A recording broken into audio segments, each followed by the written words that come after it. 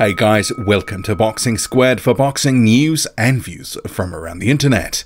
The rising Nigerian prospect Efe Ajagba will return to action on July 20 against arguably his toughest opponent to date, the unbeaten Ali Eren Demirezen out of Turkey. He's currently 11-0. Heading into this fight, Efe Ajagba 10-0. Someone's O has got to go. And if you were a betting man, I think most people would probably favour Ajagba in this one, but Ali Eren Demirezen actually does have something about him. He's not just some sort of knockover job. Some of the opponents that Ajagba has faced before do fit into that category. But Demirezen does have a lengthy amateur background. He was an Olympian in 2016. He was beaten in the round of 16 against Filip Hrgović. He's got some good skills, but does that mean he can sort of hang with Efe Ajagba? Well, I'm not so convinced. But in terms of where Efe Ajagba is right now in his career, 10-0 prospect, looking to just take some step-ups over the next sort of 12 to 18 months, I actually like this fight. I think Demirezen, who is a pretty decent boxer, he's got some power. I think he can go some rounds with Efe Ajagba and give him some things to think about. Ajagba has been stepping through the levels of late, lifting his opposition. We've seen him take on the likes of Amir Mansour, also Michel Wallisch, and now we've got unbeaten Demirezen. And if you were to have Michel Wallisch's last opponent, Ajagba's last opponent, and put him in there with Ali Eren Demirezen, I'd favour Demirezen to win that fight. So for me, this is a minor step up of sorts, and this guy does come with some ambition. He's got some good skills, and I think he can make Ajagba work for the win. I don't think this is just going to be a knockover job, and if it is, I'd be surprised. And a lot of people probably don't know who Ali Eren Demirezen is. I mean, he's been fighting exclusively out of Europe. No real notable wins on his record, but if you do want to check out some highlights, I do actually have about a minute's worth of highlights up on my backup channel, 99 Boxing, from his most recent fight, which was against Adnan Redzovic. And that fight was a pretty ugly sort of encounter because Redzovic clearly didn't want to be there after a while. It was pretty apparent early on that he was overmatched, and effectively he just started spitting out his mouthpiece pretty deliberately all over the place. And after about 4 or 5 times of this, the ref was like, nah, that's it. It's all over. And Demirezen, yeah, not the picture of the body beautiful compared to Ajagba. Similar sort of situation, actually, to Joshua and Ruiz Jr., you know, this past weekend. One guy's going to look like a statue in that fight, and the other guy, you're going to go, is this guy really serious? And don't let that fool you, though, with a guy as well, you know, like Ruiz to a guy like Ali Eren Demirezen. He might be a bit fleshy, but he can fight. He's got some skills, but I don't think he will have enough for Efe Ajagba, but I do think he can make him work. And now we'll get to just a few comments that are being made by both the fighters. So this is the official press release here on screen.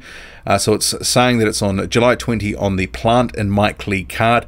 And it's a little bit interesting because when you go to, I just had to double check all this because Ajagba's post, here's the promo poster.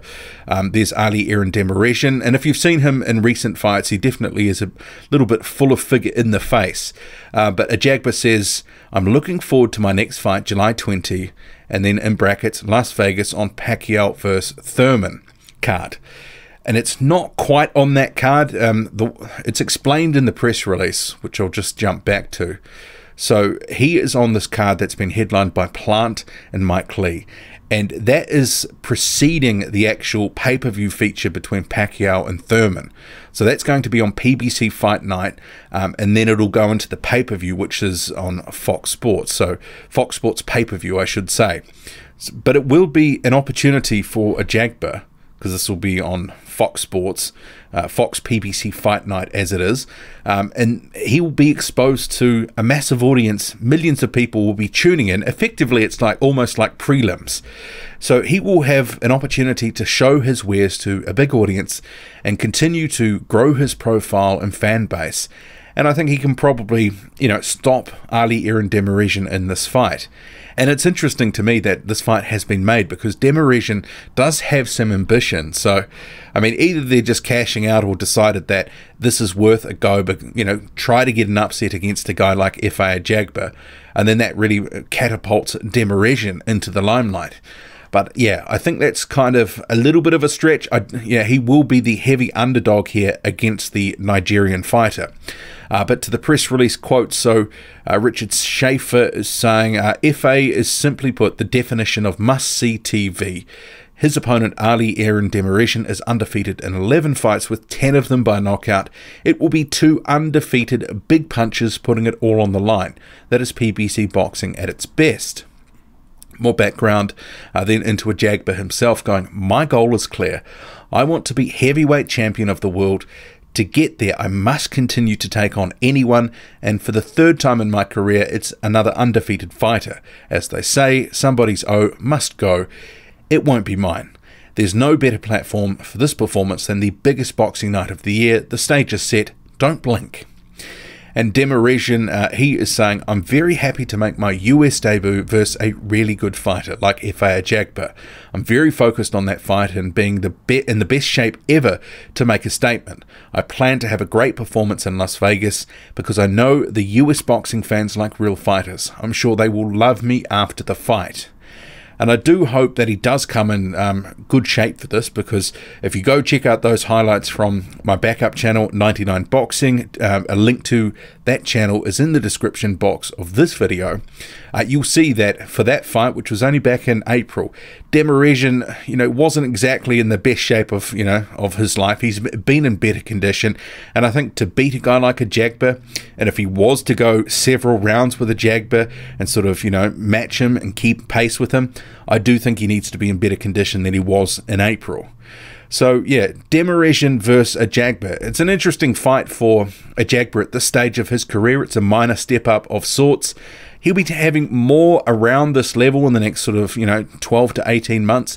Don't expect him to get pushed too fast. They are taking him the sort of more traditional prospect route, gradually raising the stakes, raising the levels, making him step through those hoops. They're not just going to shoot him into some very tough fights where he could potentially come unstuck. Not at this stage of his career. Those nights are to come down the lines where it will really have to put it on the line. This one here is a good test, but it is a fight he should win. But what do you make of it all? Drop a comment, loud and often. Hit like, hit subscribe, follow me on Twitter. Boxing_squared. I'm out.